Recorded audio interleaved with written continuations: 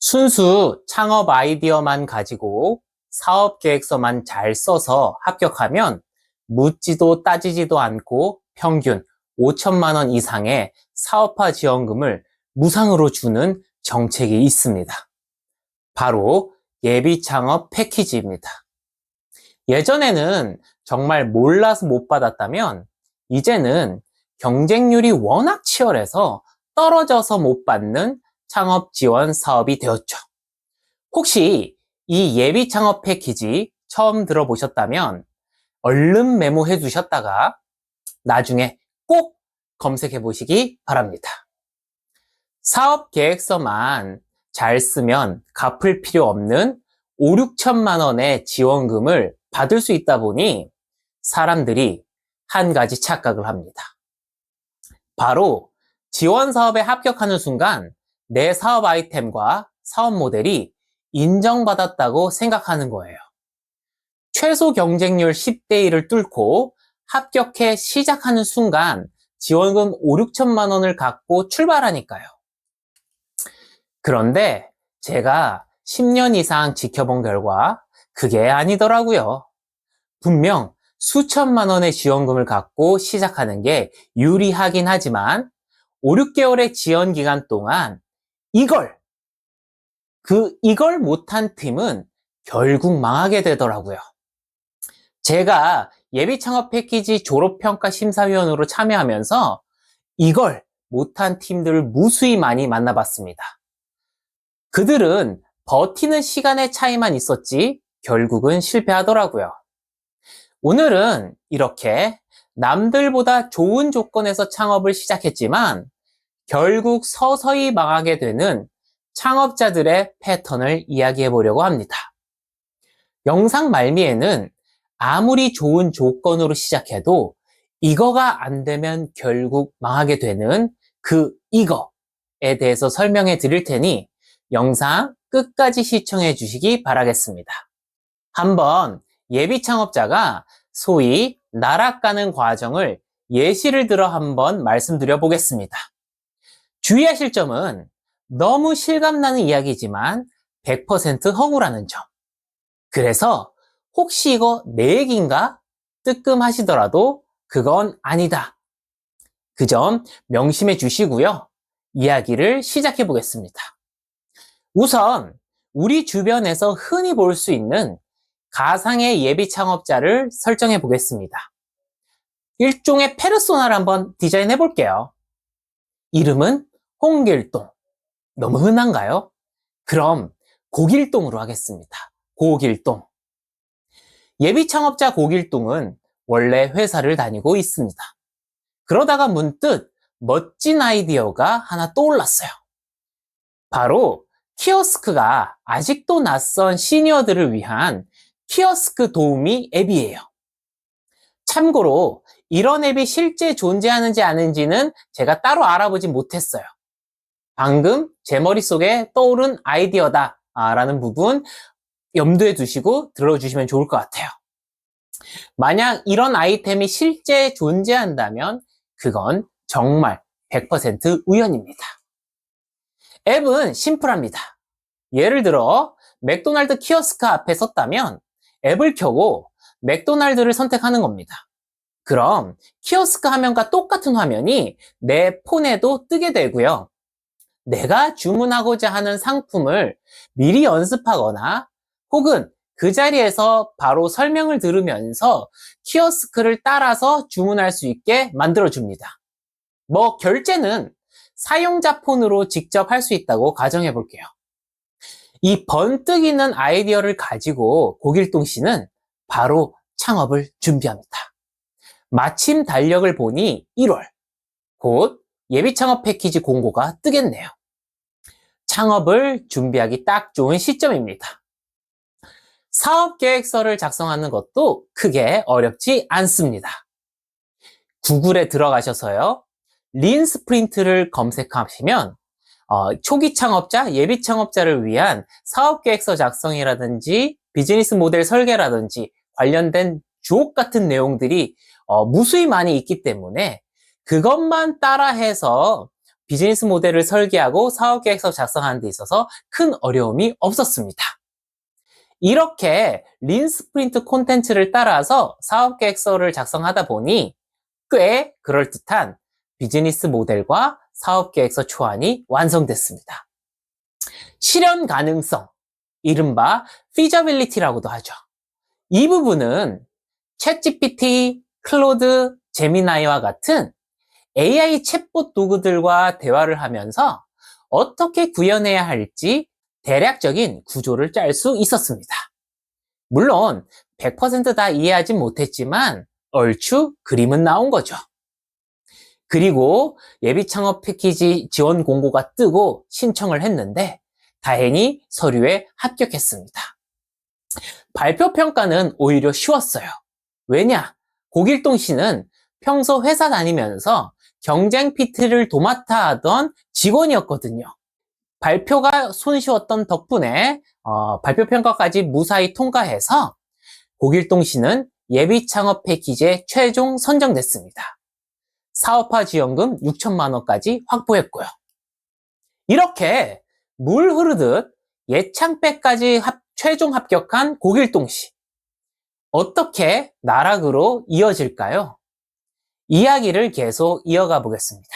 최종 지원사업 협약을 체결하고 고길동 씨는 곧바로 앱 만들기에 착수했습니다. 초기에 할당받은 2천만 원을 가지고 MVP 제작에 들어갑니다. 고길동 씨는 문과 출신이라 직접 앱을 만들 수 없습니다. 그래서 2천만 원으로 적당한 외주 업체를 찾아서 용역을 맡깁니다. 남은 시간은 회사 생활을 병행하면서 간간히 필수 강의나 멘토링에 참여할 뿐입니다. 그러다 중간 평가를 앞두고 부랴부랴 멘토의 도움을 받아 발표 자료를 준비했습니다.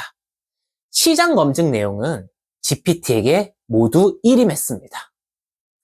그럴듯한 MVP와 이전보다 개선된 사업계획 발표 자료 덕분에 고길동 씨는 중간 평가도 통과하고 다음 단계 지원까지 이어갈 수 있게 됐습니다. 이렇게 추가로 받은 돈으로 MVP를 더 고도화하고 랜딩 페이지도 외주를 줘서 제작합니다. 시간이 흘러 최종 평가를 앞두고는 사업자까지 정식으로 등록합니다. 그리고 전업으로 스타트업에 집중하기 위해서 퇴사까지 결심하게 되는 거죠. 매출을 조금이라도 내면 평가에 좋다라는 말을 듣고 이 사업과는 아무 관계없는 100만 원짜리 외주 용역을 하나 수행해서 새로 만든 사업자의 매출 실적으로 채워넣기까지 했습니다. 그렇게 최종 평가도 무사히 마치고 고길동 씨는 본격적으로 스타트업 라이프에 입문하게 됩니다. 이제 앱을 홍보하고 유저를 모아 광고비를 받아 매출을 만들면 될 것 같았죠. 하지만 정신을 차리고 돌아보니 현실은 녹록치 않았습니다. 앱은 겉보기에는 그럴듯했지만 알맹이가 없었습니다. 국내 주요 프랜차이즈 키오스크의 UI 데이터를 구현하려면 추가 비용과 노력이 필요했지만 지원금을 다 쓴 이 마당에 굳이 내 돈을 써가면서 추가 작업을 하고 싶진 않았습니다. 설사 돈을 들여서 구현한다고 하더라도 그 실시간으로 계속 업데이트되는 이벤트라든지 메뉴 변경과 같은 UI 업데이트까지 실시간으로 반영할 방법은 사실 없었습니다.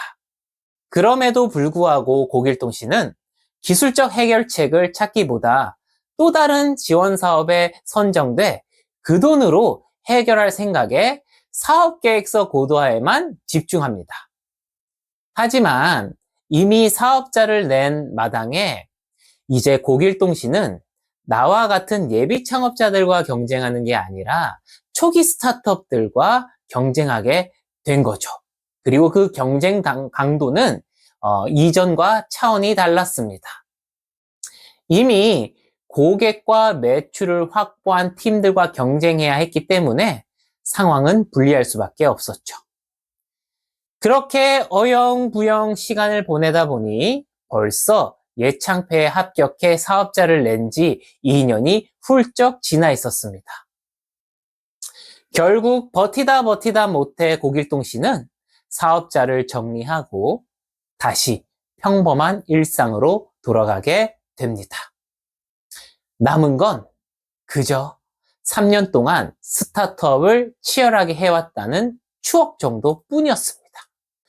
지금까지 제가 가상으로 만들어낸 고길동의 이야기는 사실 특별한 이야기가 아닙니다. 제가 지난 10년간 수많은 예비 창업자들과 그들의 사업 계획서를 살펴보면서 수없이 만나본 전형적인 패턴이었습니다. 지원금은 받아서 제품을 만들었고 발표 자료는 멋있었고 사업자까지 등록했습니다. 하지만 수료와 동시에 앱은 실제 사용자에게 가치를 주지 못해 결국 고객을 단 한 명도 획득할 수 없었습니다. 어떤 분들은 이렇게 얘기합니다. 그래도 제품이 있잖아요. 지원 사업도 성공적으로 수료했고 시제품도 만들었고 이제 본격적으로 마케팅만 하면 되지 않나요? 그 돈은 투자 받아서 해결하면 되잖아요. 하지만 실제 현장에서 본 결론은 이 생각과 좀 많이 다릅니다. 실제 투자는 팀이 시장에서 만들어낸 실적을 가지고 심사역들이 평가를 하고 결정을 하는데 애초에 시장 검증, 고객 검증을 하지 않은 팀이라면 투자자들에게 비빌 수도 없는 거죠. 아예 할 말이 없는 거예요. 이렇게 지원금이 끝나면 자금줄은 막히고 고객 검증이 없으니 투자도 안 되고 결국 팀은 조용히 사라져 가게 됩니다. 고길동 씨의 실패 스토리에서 끝내 하지 않았던 이것. 그래서 결국 나락으로 가게 만든 이것은 무엇일까요? 바로 고객 검증입니다. 고길동 씨를 비롯한 수많은 예비 창업자 또는 초기 스타트업의 가장 큰 문제가 바로 고객 검증을 전혀 하지 않는다는 점입니다. 예비 창업자들이 가장 많이 착각하는 게 있습니다. 지원 사업 합격이 곧 내 아이템이 시장에 인정받았다는 뜻으로 해석하거나 제품을 개발하는 것 자체가 사업이 시작되는 거라고 생각하는 거예요. 하지만 스타트업의 본질은 언제나 해결하지 못한 고객의 문제를 푸는 데 있습니다. 제품은 그 문제 해결에 대한 도구일 뿐인 거죠. 제가 강조드리고 싶은 건 이겁니다. 스타트업을 한다는 건 제품을 만들기 이전에 해결할 가치가 있는 문제를 먼저 탐색하고 정의하는 일입니다. 지금까지 초기에 반짝했다가 사라진 팀들은 모두 예외 없이 고객 검증을 하지 못했기 때문에 무너졌습니다. 만약 진짜로 스타트업을 하고 싶다면 MVP를 만드는 법이나 사업계획서를 쓰는 법을 검색하기 전에 고객조사, 시장검증, 고객검증, 고객 문제 정의부터 검색하고 배우는 걸 시작하셔야 합니다. 투자 유치를 위한 IR 전략이나 IR 덱 작성도 결국 고객과 시장의 검증이 선행된 이후에나 의미가 있습니다. 이상입니다. 오늘 내용이 도움이 되셨다면 구독, 좋아요, 알림 설정까지 부탁드리겠고요. 저는 다음 영상에서 더 유익한 내용으로 찾아뵙겠습니다. 감사합니다.